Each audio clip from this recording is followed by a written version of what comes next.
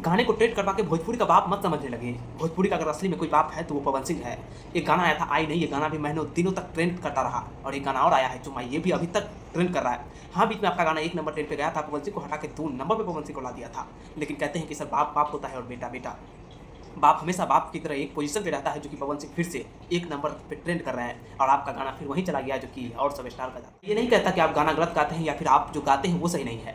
आप गाते हैं सही है, आपका गाना ट्रेंड करता है वो और अच्छी वाली बात है। लेकिन जब ट्रेंड करने लगता है तो लाइव आकर इस प्रकार से पवन सिंह के ऊपर टिप्पणी करना कहाँ तक सही है?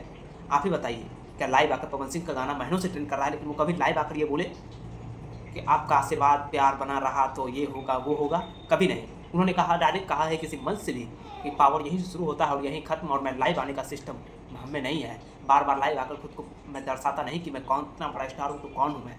मुझे तो बुरा तब लगा कि जब पवन सिंह का महीना भर गाना ट्रेंड करता है फिर भी वो लाइव नहीं आते हैं, लेकिन आपका एक गाना पवन सिंह को पीछा छोड़ के 1 नंबर से हटा के उनको 2 नंबर पे कर दिया और आप 1 नंबर पे चले गए, तो फिर आप लाइव आकर इस प्रकार से हंसने और रुलाने वाली बात कहाँ से आने लगी?